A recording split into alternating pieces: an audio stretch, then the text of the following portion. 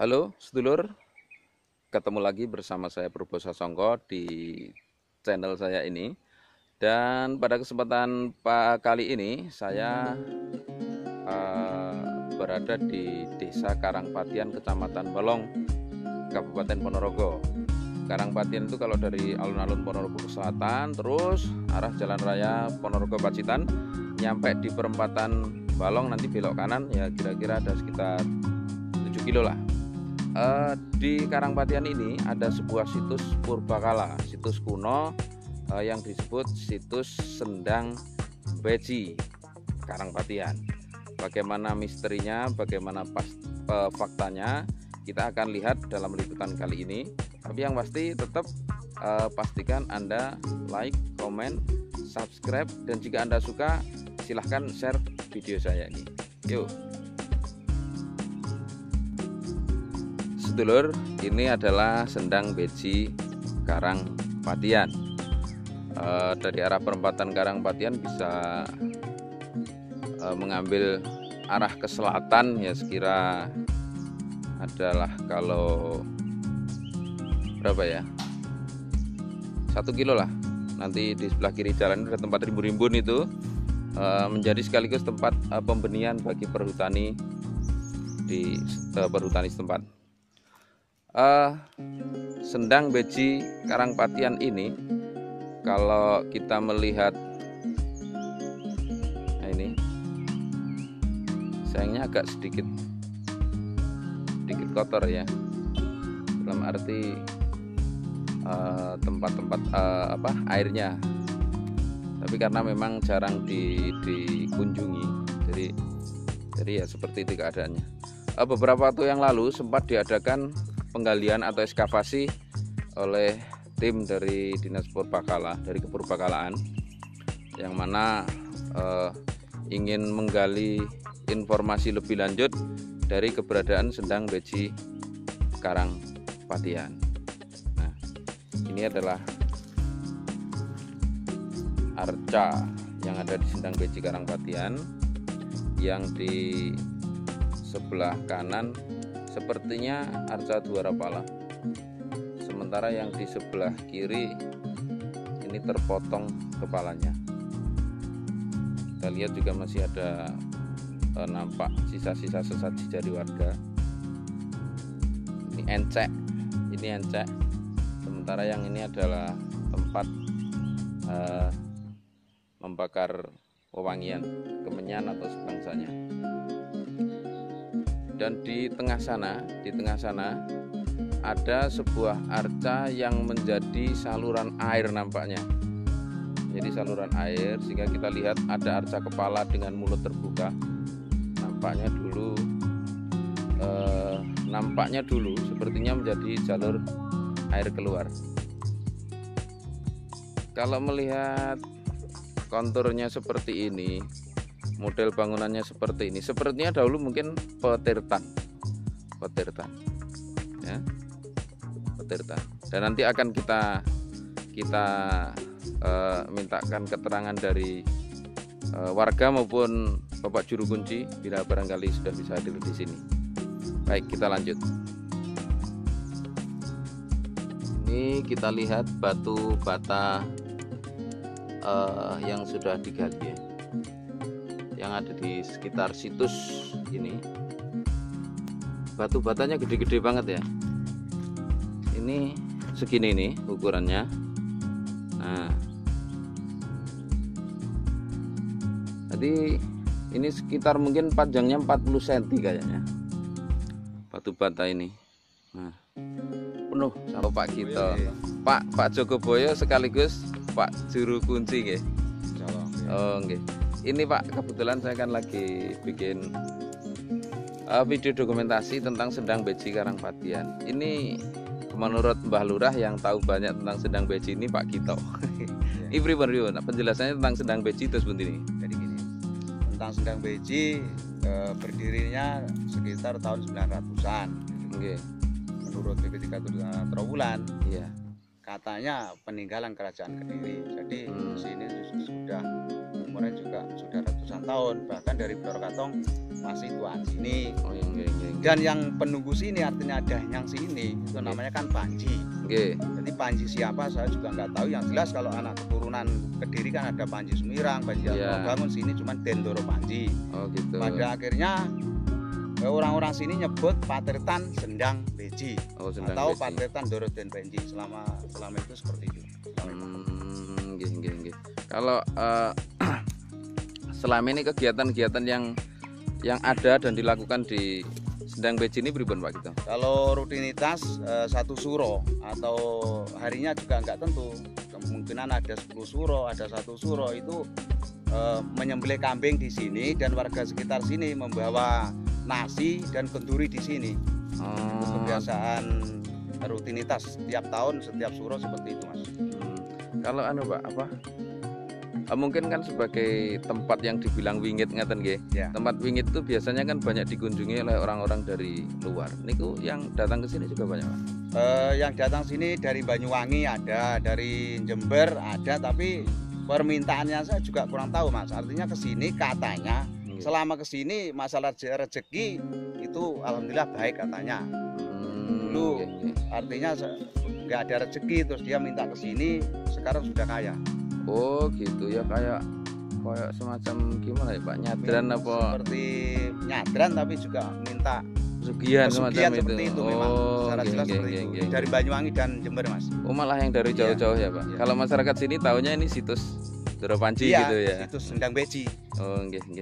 Nggih, terima kasih sekali Pak Pak Gito untuk pencerahannya.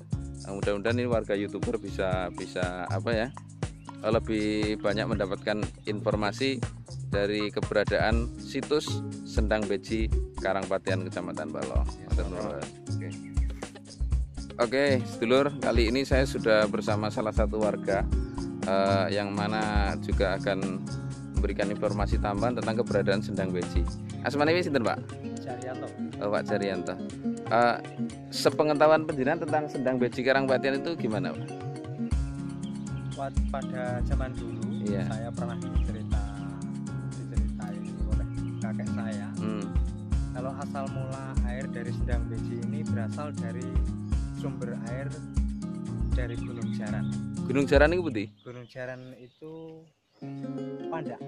Oh, wilayah Pandak, desa Pandak. Nggih. Bisa dibuktikan kalau kakek saya pernah itu di sumber air di sana dikasih perang lembut yang dari padi. Oh, padi ya, Pak, sekam merang lembut itu sekam nggih. Terus Ditaruh di sana itu nyampe di sini. oh, nyampe sini ya? Ya. Wah, berarti ada semacam aliran sungai bawah tanah, atau kalau orang-orang desa sini menyebutnya terowongan ngeten nggih. Faktanya seperti apa kita tentunya bisa juga melihat nanti ketika penggalian di situs ini. Gunung Jaran itu dari sini berapa kilo Pak Jaryanto? 5 kilo, sekitar 5 kilo. Wah, berarti ya panjang sungai bawah tanah di sini tuh ya 5 kiloan. Terowongan itu kalau Batu bata di oh ada aliran batu. Wah, ternyata luar biasa. Jadi kalau menurut Bapak Juru Kunci Pak Gito tadi, juga Mas Jaryanto ini, bahwa aliran terowongan air dari Gunung Jaran sampai ke Sendang Beji Karangpatian ini sepanjang 5 km itu dibangun parit kecil tertutup dan pakai dinding batu bata. Bisa dibilang bahwa memang Patirtan atau pemandian ini adalah sebuah konsep pengambilan air dari mata air di puncak gunung dibawa ke daerah yang rata untuk digunakan sebagai media mandi atau taman semacam itu barangkali. Kita akan lanjutkan video kita. Nah, ini loh sedulur yang dibilang oleh Pak Gito dan Pak Jaryanto tadi, aliran air, terowongan air yang dari Gunung Jaran sampai ke situs Sendang Beji ya ini. Nah, itu kelihatan. Ada sekitar 20-an cm ya, Pak. 20 kali 20 cm, dan itu mengalir dari puncak Gunung Jaran sepanjang 5 km. Kita lanjut. Terus yang ini Mas. Itu ada di tepi di sebelahnya saluran terowongan air tadi, ini ada bangunan berbentuk sumur, tapi sudah tertutup tanah ya Pak? Sekarang yang bawah belum, yang atas ini aja. Yang atas tertutup tanah masih ada. Oh ya, itu Jadi lubang kecilnya ada. Dulu ini air sini dikasih saluran, mancurnya ke situ. Terus diadanti nih. Oh, dari sini ya Pak ya? Ya, dari sini keluar. Ini ya Dulur. Ini adalah sumurnya, dan ini adalah yang saya tadi di muka bilang sepertinya ada kepala kalamakara yang mengeluarkan air, karena di situ ada mulut yang terbuka. Oke.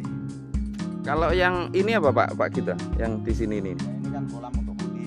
Yang sini nih ya untuk mandi ya? Mandi. Ini kan tinggi. Nggih. Jadi orang nggak kelihatan dari sana. Yang itu biasanya untuk cuci. Ada semacam gampar ke sana itu kan itu. Oh, niku nggih tengah itu ya, ada sekilas tampak batu. Sampai sana, Mas. Sampai sana? Ya, lingkungan sini biasanya masyarakat sini kalau cuci di sini. Kalau musim kemarau nggak ada air tuh larinya ke sini. Lari ke sini semua. Nggih. Ini bisa jadi berarti Sendang Beji itu sebagai alternatif penolong kalau musim kemarau ya, anek larang banyu do mriki nggih.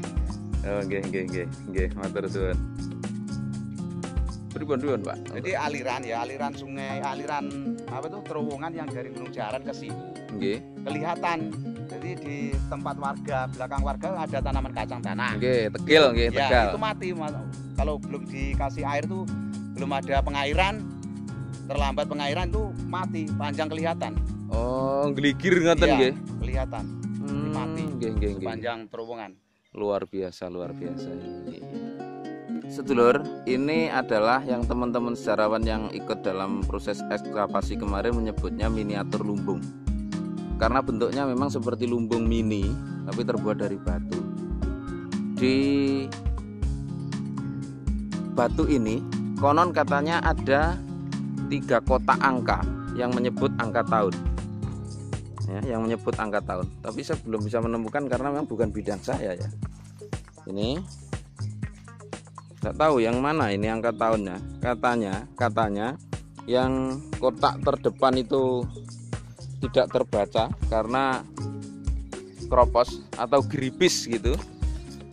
Kotak kedua menyebut angka 0, sementara kotak ketiga angka 9. Besar kemungkinan ketiga kotak tersebut menyebut angka 909 atau abad ke-10 sebelum Wengker berdiri. Nah, kalau kita melihat dari sini, yang ini adalah 909, sementara batu bata ini adalah terdeteksi era Kediri dan Majapahit. Ya, Kediri dan Majapahit. Besar kemungkinan bahwa tempat ini, situs Sendang Beji ini mulai ada atau dibangun pada tahun 909 Masehi atau era Medang, ya, eranya Empu Sindok. Eranya Empu Sindok di Medang.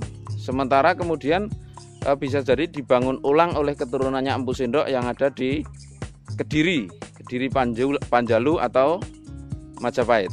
Kenapa bisa jadi Kediri Panjalu? Karena orang-orang sini menyebut situs ini adalah situs Dendoro Panji.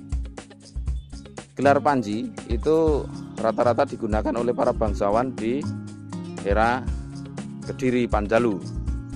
Ya, era Kediri Panjalu. Kenapa saya menyebut era Kediri Panjalu? Karena Kediri itu ada 2. Kediri Panjalu itu setelah Erlangga, sementara sampai dengan sebelum Singosari, dan setelah Singosari itu ada lagi Kediri, orang menyebutnya Daha. Ini kembali ke yang ini tadi, super sekali ini nampaknya, dan masih banyak lagi yang tentunya akan tergali informasi-informasi baru di Sendang Beji Karangpatian. Oke sedulur, demikian liputan kita pada kesempatan kali ini. Yang pasti dari sekian banyak misteri atau mitos yang ada di Sendang Beji ini, ada sebuah fakta menarik yang belum